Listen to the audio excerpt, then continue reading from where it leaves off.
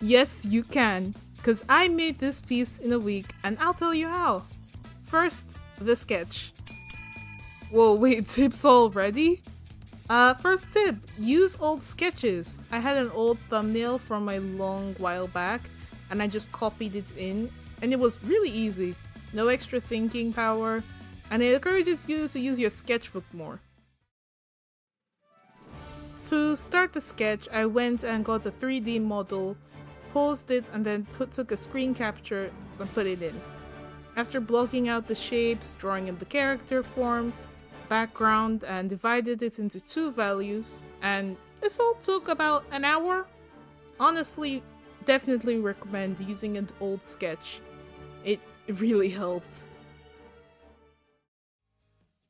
Next is the base color and render. And oh, we have a do not do already. Do not start applying black and white rendering without line art. Now this is my hot take, but it's easier to just do this process when you're at the line art stage. I only did line art for the character, and if anything, I should have cleaned up the sketch at least for the background because it was still in that rough, messy phase. But that gives us another tip. Separate your background and foreground as well as your elements so you can color things separately. For instance, these flowers are all called astibules or feather flowers or false goat beard. And they mean I will be waiting for you or still be waiting for you, symbolizing patience and dedication for a loved one. Just like our princess, we keep our patience while rendering. I rendered the background of the characters in black and white as it helps me determine the values and keep things clear, and shows what the focus is, our sleeping princess. Well, not sleeping in the sense, yeah, don't worry about it. And after our base render has been done, we now have spent 2 hours 20 minutes on that stage. And now, ladies and gentlemen, we start color rendering. Oh, another tip.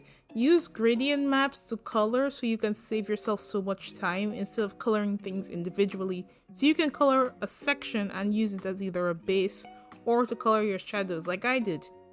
A lot of your base coloring at times with gradients is guesswork or figuring out what you like depending on what the piece is. Because this piece was daytime, I wanted to use a really nice color palette, so I took pictures and added it in the sub view and made sure I could see it so I could just put in the colors I wanted. Sometimes the colors you put in don't always show depending on how you put the gradient map, but it just takes a little bit of inspiration and you'll figure things out. Instead, then coloring in the base colors, adjusting colors, values, using blending modes like pin light, overlay, and just reducing the layer opacity on some different elements. And this took about 1 hour 55 minutes. After I finished coloring in everything the way I liked, we now go to second round of rendering. Which leads me to another do not do. Render your black and white layers properly. If I had just sat down and spent a little more time cleaning up the black and white layers, I wouldn't have to do so much later on.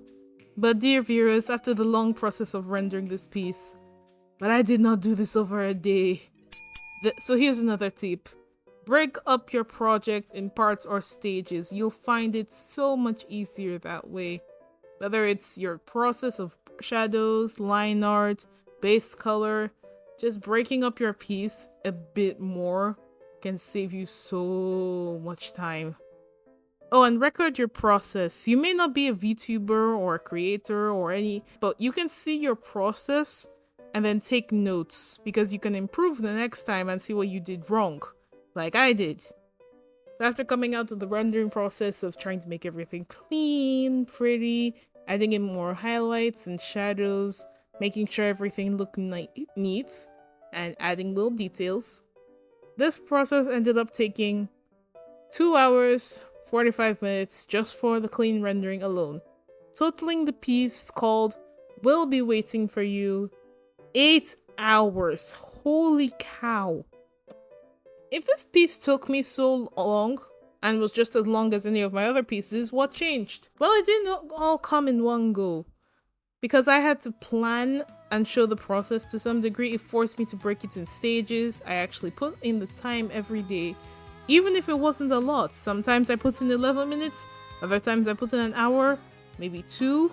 And now I'm working on my next project like nothing happened because it's been 2 weeks and I haven't painted yet. I'm so excited. So yes, you can make art on a busy schedule. Just break things up a bit, do your best, and if it gets a little chaotic, hey, you try again another day. Bye!